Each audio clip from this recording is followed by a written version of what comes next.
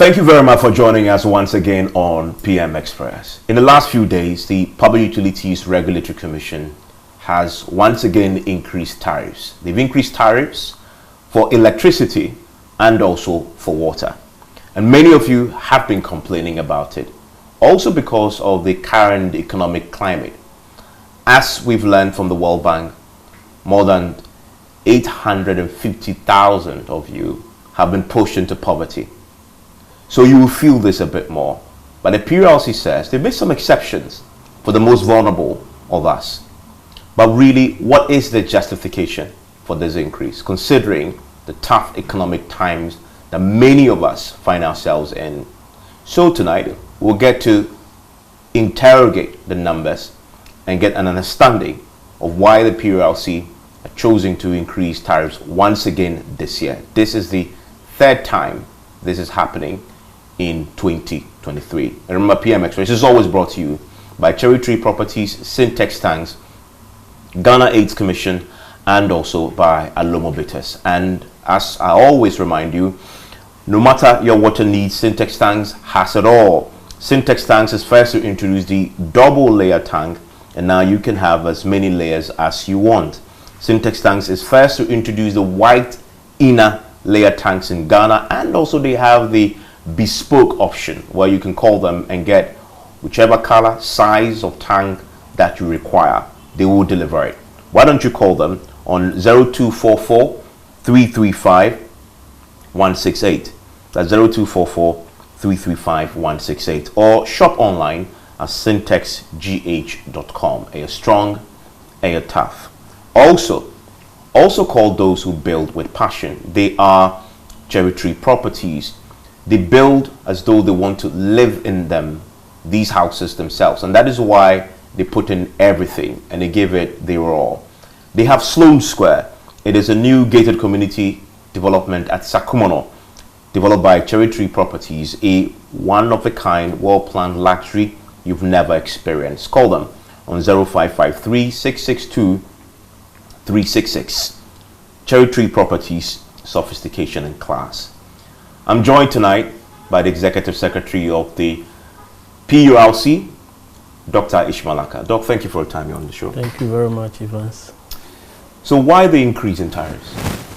Thank you very much. So the quarterly adjustment is driven by 4 factors.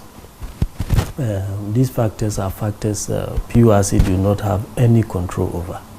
So the first one is the exchange rate. The second is inflation. We have the cost of fuel. So then finally the hydrothermal mix in the generation. Now when you take the exchange rate, the good news is that between June, when we announced the previous tariff, and now the CD has appreciated by about 9.5%. So that is very good for us. Then when we take inflation over the quarter, we use a quarter inflation of 12.5. Inflation too has fallen by about 2.13%, which is also good. When it comes to the thermal hydro generation, we get that figure from EMOP, the Electricity Market Oversight Panel. They asked us to use the previous quarter's data, so which was 29% for hydro and about 71% for thermal. The major driver for this tariff is gas price. Now, when you say the cost of fuel, now we are using gas mostly for our thermal plants.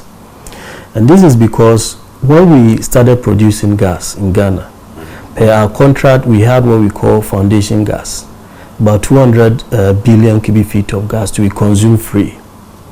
We exhausted this amount by December last year.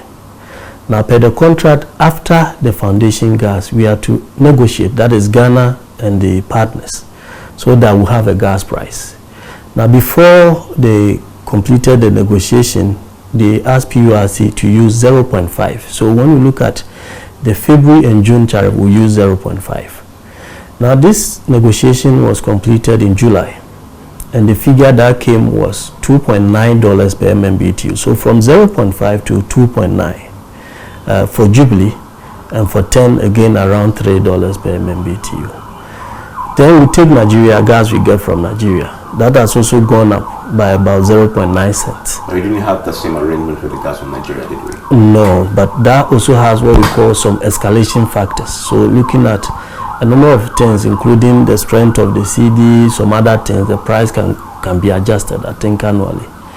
So we had a situation where the weighted average cost of gas was 6.5 in June, but now about 8.12, an increment of about 24%. Now what we did as a mitigation measure was that we took the 2.9 for Jubilee and for 10 and decided to unpack how much of that goes to government, because government also has carried and participating interest in these fuels. Now for Jubilee it was about 0.5. So we engaged government that instead of passing on the 2.9 to the consumer, can we pass on the 2.9 minus your interest? So instead of 2.9, 2.4, so that at least the consumer will also have some breathing space, and the government agreed. So when you look at what we have, it's 2.4 instead of 2.9. So that is the major driver for this tariff. Okay, so that would affect electricity? Yes, that will affect electricity. What about water? Because there too we saw a 1.18% increase. Yes, so for water, I think the major drivers, one is the price of electricity. However, because we said the industrial customers will experience no increase, this time it didn't have any effect. The major driver for water is the cost of chemicals. So before, recently they were using a chemical for water treatment. Now what they've moved on to is what we call polymer, which is about 2.5 times expensive, more expensive than what they were using previously because of galamsey and others. They have to treat the water, go through a process 3 times than what they were using. So the cost of chemicals have really gone up for water, and that is the major. So if your bill was 100, you are paying 1 CD extra to support them. For electricity, 4.22 is significant. I will come to the breakdown of who is affecting, who is not shortly. But this is the third quarter review.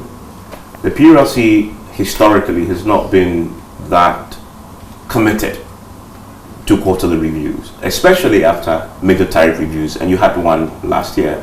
What has changed? Well, 2 reasons. I think the first one is history. So normally after the major tariff, if we don't do anything and just look at the factors, go up, come down, go up and all that, at the end of the 3 years, this case, August 2025, you see that some of the factors have really changed. When you look at exchange rate, we use 7.5 for the major tariff. Look at the exchange rate now. So if we don't do anything at all about it, by 2025, let's say it's even 12, the increase in the exchange rate alone can push the tariff there to more than 10 times what we are experiencing now. So the board decided that why don't we have a way of at least adjusting it small, so that when we get to the major tariff, by the time we get there, any change may not be that much. It won't be a shock that we have to do, let's say, 110% or something. If there will be any change at all, it should be quite marginal. So that is the first one.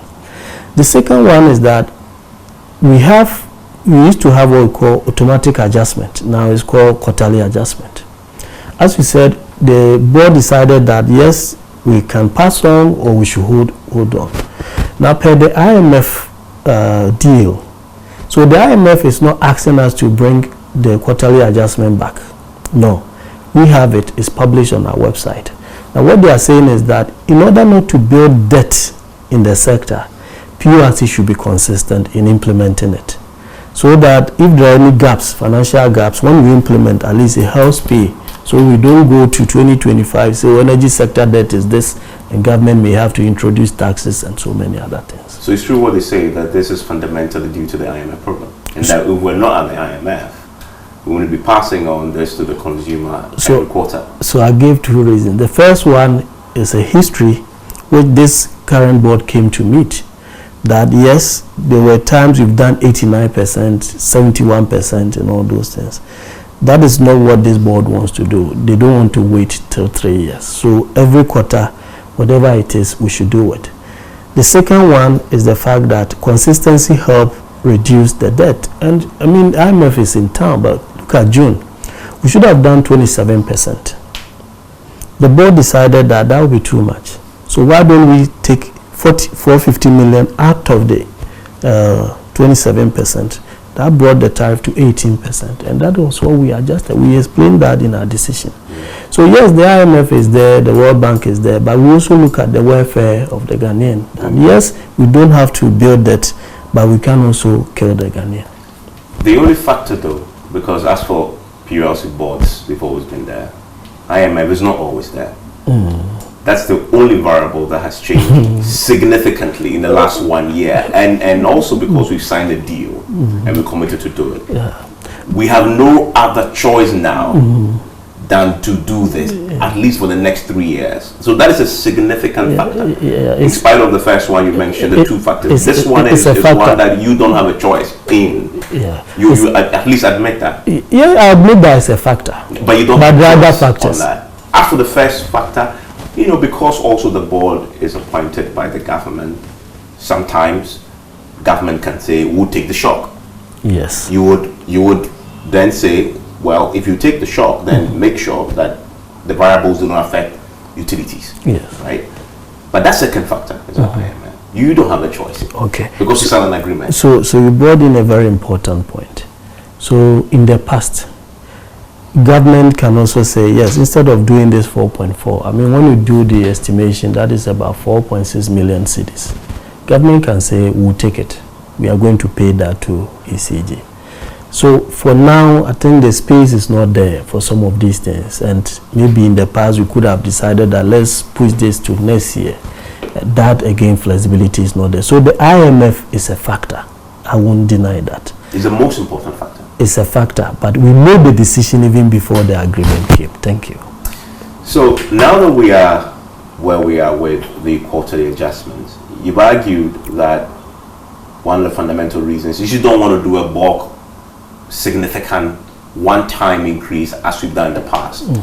But cumulatively, over a year, that begins to take a toll. It begins to hit the pocket. It comes to the same point, right? I mean, you eventually would, over a year, increase the tariffs 4 times. You say tariff adjustment, it could be actually reduction, a maintenance, or an increase. But we know, under the current conditions, we can only be experiencing increases for the next foreseeable future, at least. Well, for us, our hope is that, as I said, you take the third quarter. I mean, exchange rate dropped. And exchange rate, when you look at all the 4 factors, the most significant factor is the exchange rate. So for the exchange rate to drop by about 9.5%, I mean, it can happen. Then inflation dropping. Inflation doesn't, about 15% contribution to the tariff. Then again, gas price, which is also very important, contributing more than 20%, or I mean, above that. So I don't see gas price change in the next 2 quarters. At least we've taken care of what has changed now. Jubilee is a contract, and I don't think they will change it within 2 quarters. So our hope is that at least the exchange rate remains stable where it is, or even fall if possible. Inflation remains stable, or even if it do go up, not so much up to the June level. I mean, June level was around 50-51%. That's what we used. If some of these things happen, we'll reduce the tariff. But the reality says, and also based on our historical experience with exchange rate, that when you're approaching last quarter, pressures begin to build, and then it affects the exchange rate, which tend to worsen. So we are expecting then that if this is the most significant variable in your calculation, then all things being equal, we should be seeing a significant hike. Well, in the last quarter of this year. Yes, I mean, historically, yes, you are right, but this is quite a unique year. A unique year because I think at the macroeconomic level, we've read in the news that there's this expectation for a second tranche of IMF money. There's this World Bank DPO. I think there's some support from AFDB. They'll be in town next week. which may also all hit in the last quarter. If some of these predictions come true, it can also help at least moderate the impact on the dollar. Again, there's also at the other side, including maybe some bond payment and others, especially those outside the country. So our hope is that some of the expectation from government receiving some dollars can help moderate. But these are done by Bank of Ghana and others. We use the figures we have. We don't predict the exchange rate or inflation. But what it means is that if history repeats itself, as everybody projects will happen in the last quarter, where pressure builds on the currency and then we have exchange rate spikes, you will have no choice than to pass that on. Yeah, so if the exchange rate, let's say, increase by, the change is about 10%. But at the same time, we have more hydro. And normally, historically, to the last quarter, we get more hydro. Then, let's say, inflation does not change. But gas price also remain the same. It could be what we are getting from hydro, if it's too much, can help again moderate. So, yes, exchange rate is the most significant, but the changes in the other factors can moderate whatever increase or decrease the exchange rate may bring. So we hope that at least with gas, we are certain that at least the next quarter it may be stabilized. Hydro, we hope that we'll have some increase in hydro in the last quarter. What we don't know, and that is done by Statistical Service and Bank of Ghana, is inflation and exchange rate, and I hope that it stabilizes or it doesn't change much. Yeah, and you talk about the second variable, which is important for you, is inflation. Also, in the last 2 months, it's begun inching up marginally. Yeah. It hasn't been dropping. It's anytime they announce this is inching up. That again, obviously, can, if that trend isn't dealt with, it can become a problem also in the last quarter. Okay, so in the order of significance, apart from the exchange rate, the second most significant factor is the price of gas before inflation, because inflation affects only the things paid for domestically. So activities done by ECG, which are so local contractors and all those ones. So the quantum of that in the tariff is not much. I don't think to be more than 15%. But one thing is certain, is it not, that we can't expect another increase in the last quarter. So we should expect a change. It could be a reduction or it could be an increase, or we may not even experience any change at all, depending on how these factors move. But the reality is, with everything else we've discussed, the most realistic outcome is an increase, not a maintenance, not a reduction. Well, I can't say that from where I sit. You're being an extreme optimist, knowing what we know with this economy and what will happen in the last quarter, and with inflation inching up. Gas prices, you said, is largely predictable because of what you know. But exchange rate is one beast that cannot be tamed in the last quarter. So that's the most realistic outcome. Well, so I think we should be also cautious. Realistic but cautious, that it's also good to have, let's say, if you ask me this question by the end of October, I should be able to tell you how things are. By that time, we have figures for September, we have figures for October. Though we may not have figures for November, I can still tell you how things may be.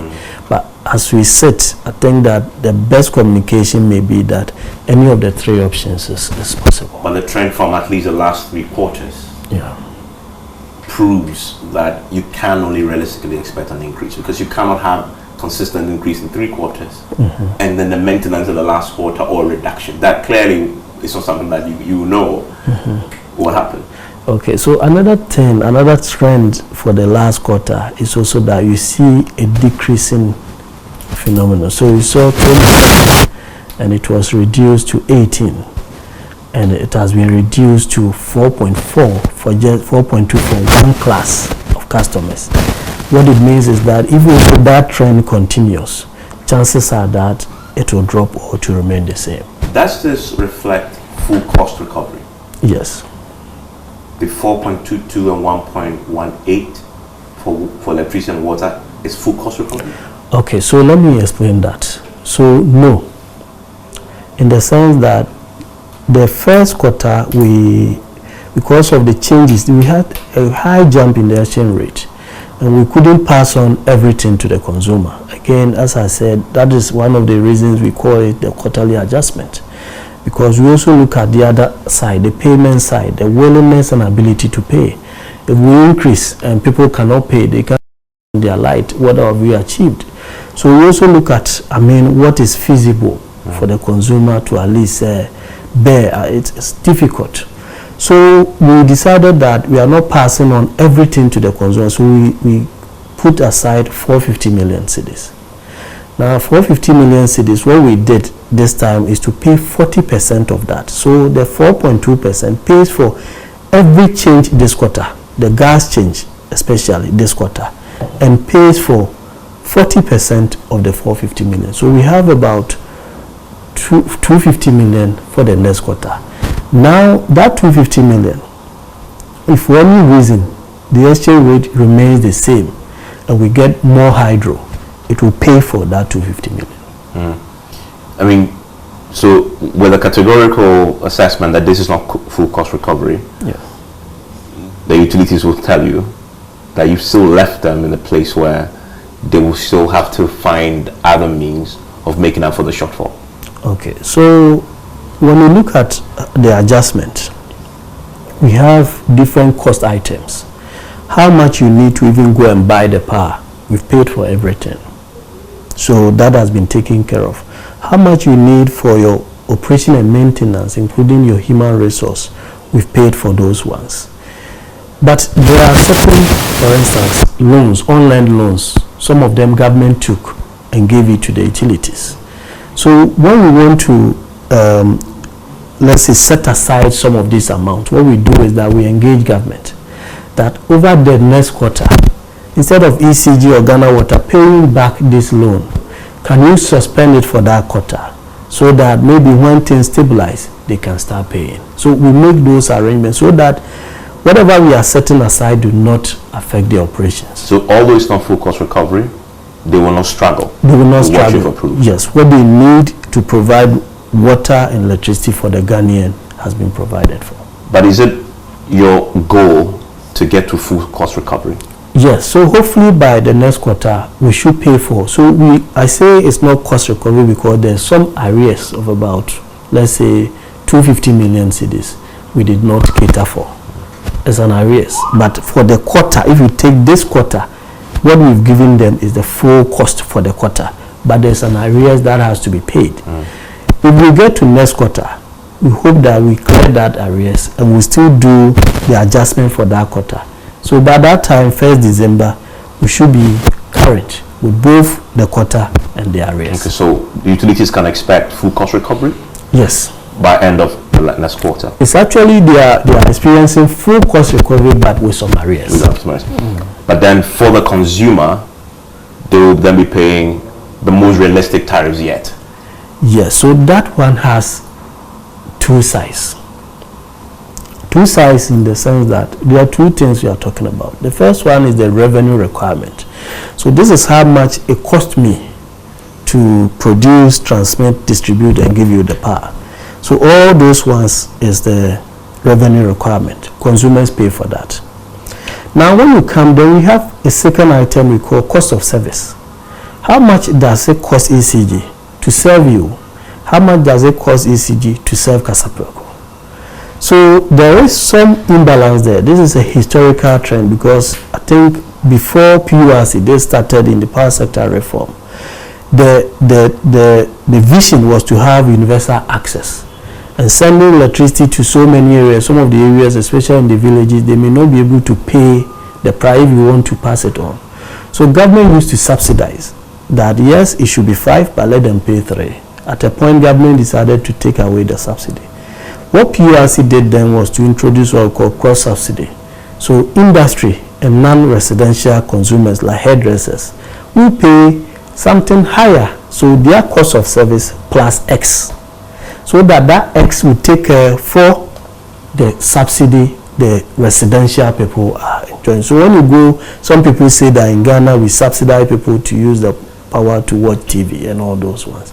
So industry pays higher. So in September, what we did was that they were paying about 30% more than what they should pay.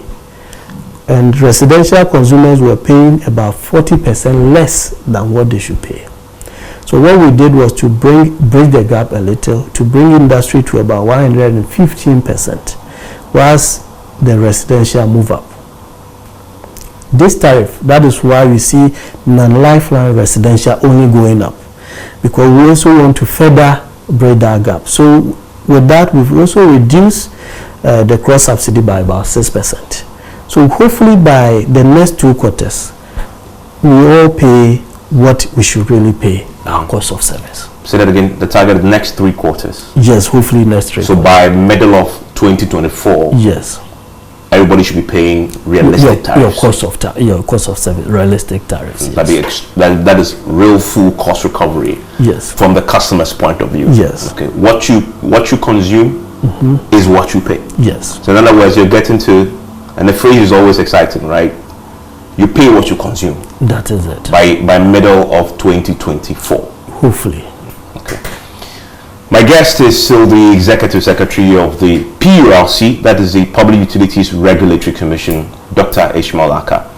I'm going to take a quick break. When I return, so tariffs have gone up, but why is he exempting industries from paying anything in this quarter? He will answer that question when I return.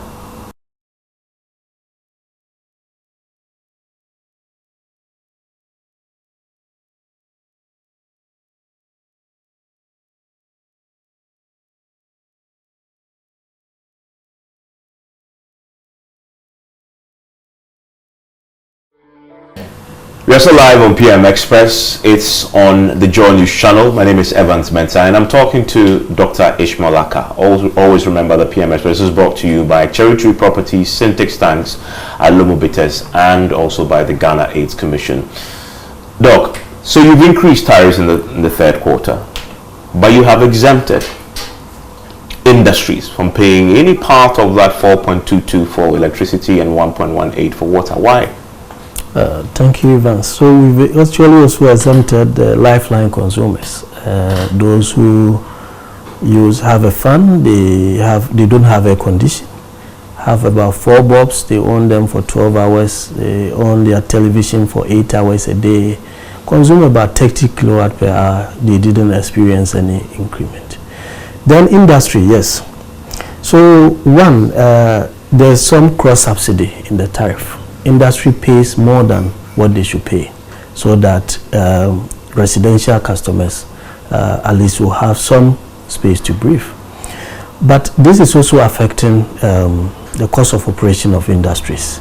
So we've heard from the AGI that some companies are actually moving their base from Ghana to Cote d'Ivoire or even to Nigeria, where industrial tariffs are lower than residential tariffs. So that is the first one. Second is that some are also cutting costs. So one, they can cut, they are introducing some efficiency measures, but normally these costs affect also human resource. So if the cost of production is going up, then why don't we lay off some 5 people so that we can pay the electricity bill? So we felt that at least we should do it gradually to bring industry to their cost of service, how much it costs to serve them. That is the first one, with the hope that this will help reduce their cost of production and help them to also recruit, employ more Ghanaians. So that is the intention of the time. But in doing so, the unintended consequence is that the residential customer, the non-lifeline residential customer, who, as the World Bank has recently said in its report, 850,000 of them, because of the recent economic challenges that we've had brought on by COVID and other things, have been pushed into poverty. You are adding additional burden of them. Industries they will survive one day, but you're pushing the burden on 850,000 people plus, obviously, who have also been pushed in poverty. Okay, so when you look at the World Bank report, they were talking more about the energy poor. When you take ECG's data, the number of people who we consider lifeline about 730,000. That is the class. When you go to Nedco, that for Nedco, about 80% of their customers are Lifeline. So together we are talking about 1.5 million people who are experiencing no increment at all. So those the World Bank even identified, we've gone beyond that. And it's not just because the World Bank brought a report. Again, we also see that yes, at times you are home, maybe you are even now looking for a job. And we've increased one, we've increased two. We felt that at a point, let us break so that they can also have some relief. That is the first one. The second factor is that, yes, by pushing more like try to reset the clock, the non-Lifeline residential may feel some heat. One want to do it gradual, but also want to introduce some fairness. Unless maybe we say that, yes, let us push it to industry. Even if they move, yes, we'll be happy to have a lower tariff in the house, whilst we don't, maybe they are sacking people and all those. So we are trying to balance a lot of interest. That's why we won't do it once. We could have just say the non-Lifeline residential pay 10%. That could have closed the gap. But we said no, do 4.2. So if your bill is 100 cedis, you're paying 4 cedis extra, 4. So that at least it will help reduce the burden on industry to produce more, to recruit, and also get people jobs. That 4 cedis cumulatively over a year. Over 3 months. Well, but if I start paying that over a year, that adds up a lot. And my salary hasn't gone up. Oh, that one even me.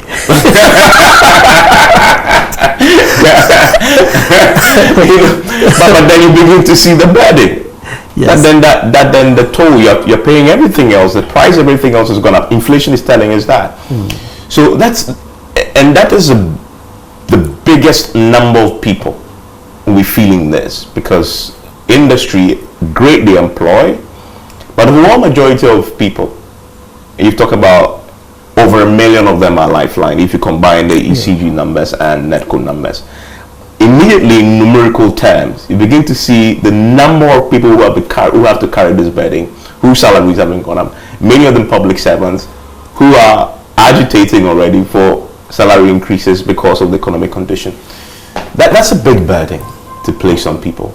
Okay, yes, so yes, I understand that, and the board feels that, and that is why we made certain decisions. So the first decision is that instead of paying all the arrears, let us pay 40%, so that yes, there will be some adjustment.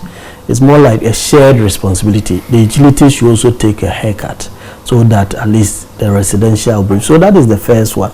The second one is that there's cross subsidy. So it's not that Lifeline residential is subsidizing industry. No, they've been carrying the non-Lifeline residential for 25 years. And we feel that we look at the AGI barometer, they do this industry barometer. When we read it from 2005 to 2015, the top 3 challenges, it was always reliability of electricity, then access to credit. You always see that. Since 2016, the first one is the cost of power. So it is having a lot of impact on industry. So we want to industrialize, we want to increase and also reduce. The fact is that it also has some long-term effect.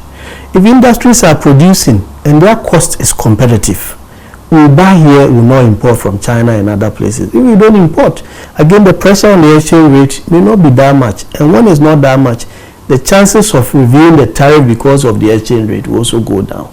So we are looking not just now, but again, the long term. So we are balancing a lot of interest. And so we feel it. And that is why we can't do, let's do 10% or 15%, so we pay everything, and yes, and PURC has done well, not at all. But we're doing it gradually. If we get to next quarter, and the figures are pointing to a level that if we try to reverse that trend, it will have so much impact on residential, we won't do it. So that is the kind of board we have. They look at all sides before they take the decision. So this is going to be the new normal where everybody has to carry their fair share? Yes. And for industry, is it a sustainable policy position of PURC to say you want to lessen the burden on them incrementally? So for or this is a one-off? Yes, so it's not one-off. So for industry, it is just to allow them to pay their cost of service. I mean, we believe that is fair. If it costs ECG to serve, cost them 5 cedis to serve me, it costs 5 cedis to, let's say 10 cedis to serve Casapreco, or let's say Nestle, or because you mentioned Alomo, Nestle or something. Then we say Casapreco is paying 20 so that I can pay 1. That is the trend, though it costs 5 cedis. What we are saying is that can I pay, let's say 3, so that industry can pay 15. So though it costs 13 to serve them, they are just paying 2 cedi instead of 7 cedis. So that is the trend, and it will be gradual, looking at the changes in these numbers. If it changed so much, look at February, exchange rate we use 7.5, it moved to about 14. So such a change, you can't talk about cross subsidy and reversing a trend. We try to see how we can cover the revenue requirement. But if we get to a point where the factors are stable, then we say, okay, can we now do a little change so that at least industry can get to their cost of service? Let's talk about water for a second, because as far as the exemptions are concerned for this particular third quarter increase, there you only gave the exemption to lifeline customers. Yes. Industries who pay full cost of the 1.18% that you did. Why the calculation for water? Because that too, industry have been complaining. Yes. Especially those who use water a lot. Yes.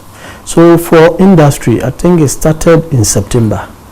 After the tariff, there was a category we felt we could merge, so that we call them commercial category. So that include the guineas and others. We felt that maybe there could be a measure between them and industry, because what they do is similar, is almost industrial activity. Now, after that measure, I think the implementation did not go so well. So some of them actually experienced a tariff as high as 300%. So what we did in February was to create a category out of the industry, so that those who experience the about 300% will now come to about 45%. So from 300 they move to 45. Then in June we further reduced that to almost about let's say 10 or 15%. So gradually what we did was that they overpaid in September. So as time goes on, every day experience some reduction, so that they can pay back what they overpaid. So that is what we did. Now when we go here, it was more like if your bill is 100 cedis, you are paying 1 cedi extra. So for the 3 months, it's 3 cedis. We felt that if we continue to do that, then the residential will have to go up a little bit. So why don't we for now break?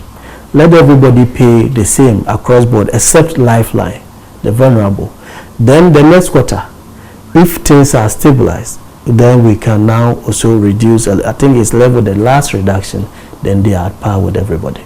So industry incrementally, the plan is that they would also, the betting on them will lessen. Yeah, it has been coming since February, June, yes, and now stable. We'll go down one step further, and they also be okay. Okay, so when you get to that point, what does that mean? Would that mean, as we've seen in electricity, residential customers will then have to carry the burden? No, so we don't really have that situation in the water sector. Okay. So we used to, and that was those who do stand pipes, and some those who also buy the tankers. They buy from Ghana Water, they go and sell. We had, so what we've done, so we've actually done the category, we've explained to them, we've had a lot of engagement. We're able to separate, if we are stand pipe from, let's say, the tankers, and we are working with Ghana Water, so that the tankers at time when they buy at 5 and they don't sell at 15, because nobody regulates the tankers price. We don't regulate it. We regulate how much Ghana Water should sell. If you buy from Ghana Water and you want to sell, it's not under PURC.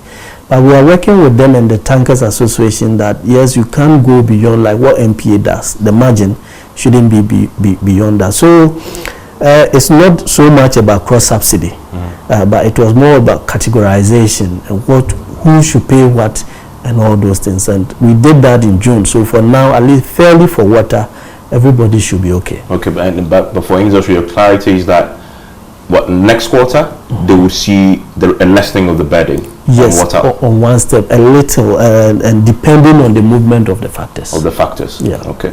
But you heard their complaint. Yes. That they said that a lot of them were complaining that the tariff they were paying for water was killing their business. Yes, and they want yes. to do something about Yes. it.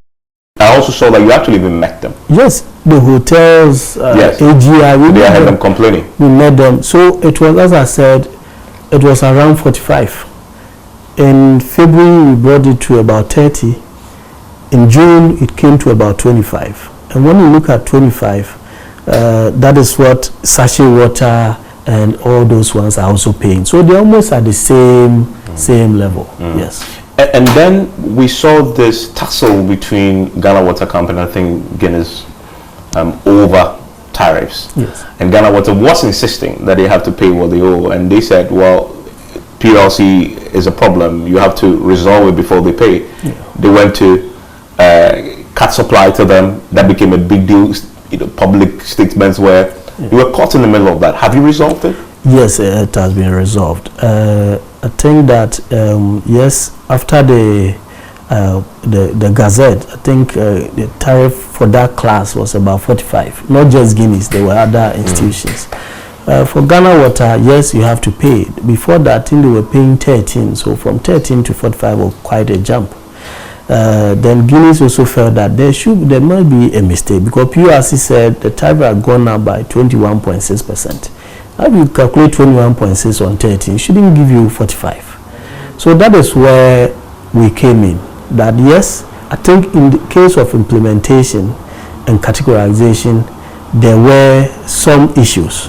So what will happen is that, one, Guinness and Ghana Water should have a payment plan. So that has been gazetted, it has to be paid. Then on the part of PURC going forward, so not just Guinness plus other industry, a payment plan. And they gave them, some of them 9 months, some 6 months to pay. Then going forward, PURC will step down. So that from 45, they are now 25. So that is how we resolve. So the agreement is Guinness will pay what they owed. Yes. So there's not going to be any discount. Yes, so it wasn't so it was more like the bill. So they should pay is 45 and pay your bill. But that's what they're disputing. So they felt it was a mistake. But after the explanation, we all came to an understanding that yes, that is the tariff. But going forward, that class, it wasn't just Guinness. We call it the commercial class or other commercial. We're going to bring it down to a level that is fair for everybody. And we've done that. We brought it from, at least we've reduced it by about 20 cedis. And we may have to. But what you consume before this arrangement, that, you have to still pay for. Okay. But have a payment plan so it doesn't also affect you so much. Okay. Yeah. I'm talking to the Executive Secretary of the Public Utilities Regulatory Commission. I'm going to take a quick break. When I return, we'll have a conversation about the tariffs, but also how that relates to the performance of the utilities. So the tariffs are going up. They are getting the quarterly adjustments. They call it adjustment, but now quarterly increases. We are now approaching, as it says, pay as you earn. No, rather, pay as you consume. But are we getting the service that we need or deserve from the utilities? And how is the PLC balancing that as well? We're asking that. Are we just simply paying for the inefficiencies of the utilities? And how is that being factored into what we are paying? Stay with me.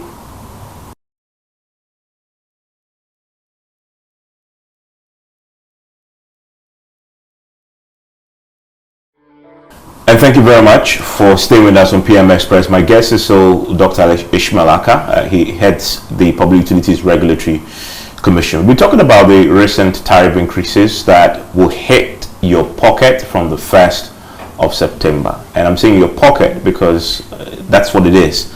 The non-lifeline residential consumers like myself and you will take that hit. Doc, there's a fundamental question that we always must ask anytime there's an increase. The utilities, do they deserve this? Considering how inefficient they are, still, at least when it comes to the electricity bit of this, ECG in particular, technical losses, financial losses, still something they're struggling with. So why should we be paying for their inefficiency? Thank you, Evans. So let me say that when it comes to the losses, PURC gives a benchmark. So when it comes to technical losses, PURC's benchmark for them is 10%. Now 10%, so if ECG goes beyond the 10%, consumers don't pay for that. And that is, the 10% is a global average. When you go to most utilities in Africa and Southern America, because of some of the wires are very old. You take Ghana Water, for instance, the water side. Some of the lines were more like laid in around 1922, go to secondary, and all those ones. So some of those things, there will be some losses, so 10%. Now we come to the commercial or another losses, the non-technical. That is 11.4%. In fact, as at September last year, it was 12.6%. It's now 11.4%. So we are more like a lecturer or a teacher that we say the pass mark is 70. You can't say I've scored 40, so bring the pass mark to 40. We set, and what we set, the benchmark, the consumer pays. But anything beyond that is their cost. They have to find money and pay. So that's the first one. The second one is that beyond the benchmark, we also have reliability indicators. How many times the light should go off, the voltage level, and also all those things. We monitor. We have we have actually invested in a laboratory for both water and electricity. We go around, we check meters, we can't do every but we take samples, come and test the water, come and do all those things. If we find out that what they are giving to consumers is less than the indicators we gave them, we also sanction them. So last year, Greco and NECO, we sanctioned them, each of them 48,000 each to pay. Because peanuts. This is a drop in the mighty ocean. That is how much the law allows us to. But at least that is, even if it is small, it is symbolic that yes, I didn't do this well, and because of that, the sanction. And since then, you see, Greco this year has gone even below our benchmark. Our benchmark is 4.1% for them. There are months they do 3.9%. Now, if they do 3.9 instead of 4.1, the 0.2 is their money. So our tariff is what we call incentive regime. So if you do 3. That money is yours. Take it. Nobody will take it. Or we say take half and you give consumers half. We can also decide that. But if you go beyond that and instead of 4.1 you do 5, the 0.9 is your loss. That one you won't share with the consumer. So you're saying that what we are paying now does not include their inefficiency. You're not paying anything for the inefficiencies that they still have on their books. It does not include inefficiencies beyond PURC's benchmarks. So there are some inefficiencies. The 11.4% I mentioned, illegal connection is there. Some institutions, especially public institutions, not paying their bills and they not collecting. Some of them are there. So many other factors. So meters not reading right, they are there. But we said that yes, everywhere they give some benchmarks that as a utility they have more than 4 million customers. There will be some that may not do the right thing. We have what we call political meters. Go to Ashanti, they call it Equiadonco meters. People bring some of these meters from Togo and Burkina, and they don't fit our system, but they use them. And again, people also complain here because you go to ECG 1 meters, you don't get them. And I'm happy, I think now they are addressing those challenges. So all those things are part. But if you add all those things, and today, ECG loss is, let's say, 40%. What I know, non-technical loss, let's say, is 40%. What I know sitting here is that we gave you 11.4. And that is what the consumer will pay. What is left, go and pay it yourself. And they are happy paying it? Well, so it's a state institution. So some of these one, government comes in, government also meet them. Unfortunately, SIGA has been signing performance agreement with all the CEOs, including those in the utility sector, that bring your loss to this level by the end of the year, after which they submit a report to the appointing authorities that by December, we give them this target, this is where they are, and they can make decisions based on some of these performances. Finally, do you at least agree that the sanctions regime for underperformance isn't punitive enough? Well, so yes. Because we're charging them 40 something. Yeah, 48,000. Yes. It's really it's not punitive. Yeah. It's So not deterrent at all. so it is not. It is not. It is not. And again, even if you punish them 48,000, who pays for that? Eventually, maybe in major tariff they will have a way bring it. If the state pays, the state will introduce tax, and maybe the what would be your recommendation to do that? So for I think including PURC and all some of these institutions, we should have the performance agreements we sign should be backed by certain personal sanction and rewards. So maybe if you don't meet this target, maybe you as the MD or me as the executive secretary for 6 months, you not even be paid, or be paid half what should come to you. If you continue maybe for the third time you don't meet your target, then we may have to change you and bring in somebody else. I think when we start introducing some of these sectors, but that also on the condition that we provide what the person needs to work, and two, we stay away from the work.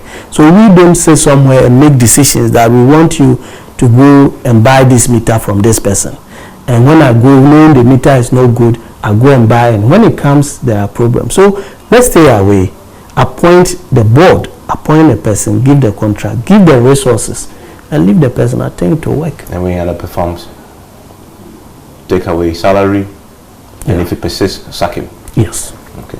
Thank you very much. You're welcome. That's Dr. Ishmael Ackah. He is Executive Secretary of the Public Utilities Regulatory Commission. I hope he's answered your questions as we approach what he says, middle of next year, possibly, you pay what you consume.